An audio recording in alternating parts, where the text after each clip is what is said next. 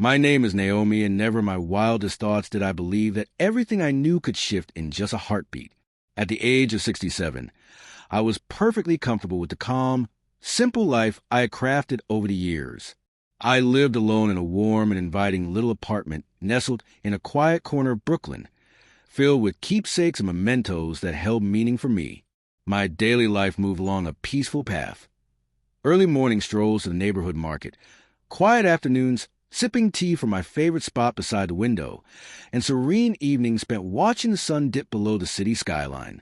I had grown accustomed to my own company, and, truthfully, I thought I didn't need anything or anyone else. But I was mistaken. All my life, I had been proud of my independence. After losing my husband so many years ago, I raised my children by myself, doing everything in my power to ensure they never lacked a thing. Now, in this later season of my life, I had learned to embrace the silence and tranquility of being alone. Friends often joked that I was too independent for my own good. I didn't mind. It never felt like a problem. I believed I was perfectly content. That is, until everything took an unexpected turn. It was a Wednesday like any other when Mrs. Jenkins, my neighbor from across the hall, knocked on my door. She came with a bit of news, nothing urgent, just a heads up that there was a small plumbing issue affecting the building.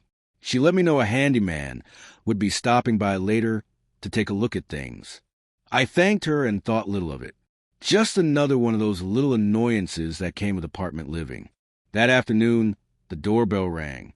I answered to find a man standing on the other side, tall, with broad shoulders, a sturdy build, and a toolbox in his grip. His name was Marcus. From the second he opened his mouth, I could sense something grounded and composed in him. He had a quiet strength, a steady presence. I had expected someone older, perhaps a man in his 50s or 60s, but Marcus looked to be in his late 30s or early 40s. Still, there was something about him that instantly put me at ease. "Good afternoon, ma'am," he said, his voice calm and friendly. "I'm Marcus. I'm here to take a look at the plumbing situation. I heard your sink's been acting up." There was sincerity in his smile, genuine and warm. "Please, come in," I replied, matching his smile. "It's been leaking for a while now. I probably made it worse trying to fix it myself." He stepped inside and followed me into the kitchen, gently placing his toolbox down as he prepared to get to work. While Marcus worked, we gradually fell into light conversation. I asked him about his job, how long he'd been doing it, and what inspired him to choose this path. He shared that he had originally studied engineering, but eventually discovered that he felt more fulfilled working with his hands. What he truly enjoyed, he explained, was being able to help people directly, seeing the immediate impact of his work. There was something admirable in his dedication. He wasn't just there to patch a leak. He examined the entire setup thoroughly, checking every pipe and joint with care, making sure everything was running as it should. His precision and attention to even the smallest detail stood out. As I quietly observed him, I found myself drawn to the quiet determination in the way he moved, calm, focused, and assured. It had been years since I'd seen someone work with that kind of steady presence. Eventually, he turned the faucet on. The dripping had stopped. He looked up and smiled. "All done. That should hold." "Thank you," I said, genuinely grateful.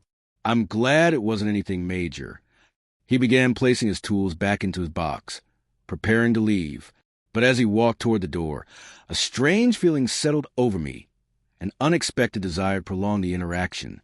It wasn't attraction in the usual sense, just an unspoken need for conversation, for company. "Would you care for a cup of tea before you go?" I asked, surprising even myself.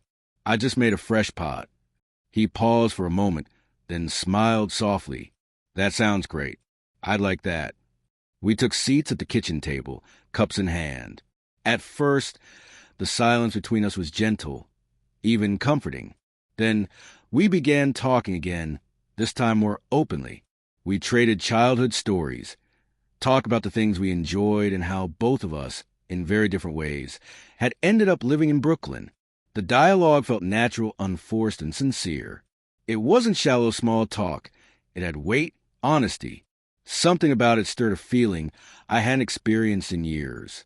There was a sense of ease that felt like a breath of fresh air. When Marcus finally stood to leave, I felt a quiet ache. I hadn't realized how much I missed this. Simple, meaningful connection. My life had been filled with routines and quiet tasks for so long that I'd forgotten how nourishing a conversation could be when shared with someone who is truly present. "Take care, Marcus," I said warmly as he stepped out the door. After he left, I sat in my armchair by the window, a familiar spot that now felt slightly different.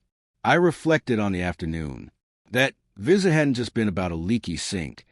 It had awakened something within me. A part one thought had long been closed off. Only then did I recognize how lonely I had become, how isolated I had allowed myself to be.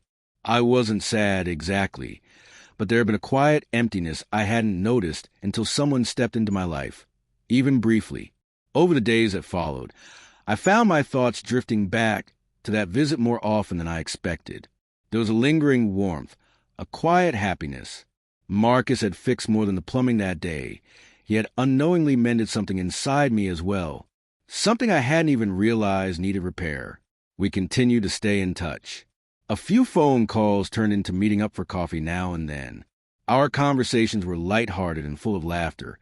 With memories shared and discoveries made, we uncovered common interests without effort. It wasn't romantic, not in the traditional sense. It was about companionship, about finding comfort in another person's company without any expectation or need for more. As our friendship deepened, I noticed a shift within myself. I started to step outside the bubble I had built around me. I greeted neighbors more often. I reached out to friends I hadn't spoken to in years. I even picked up an old hobby I'd left behind long ago. Marcus had entered my life unexpectedly, yet he brought with him something profound, a quiet gift, a reminder that companionship, no matter how simple, holds value at any age, that no matter how long you've been on your own, it's never too late to connect with someone new. Life, I've come to realize, is filled with the unexpected. And sometimes a single unplanned moment is all it takes to rediscover the joy of simply being alive and being present.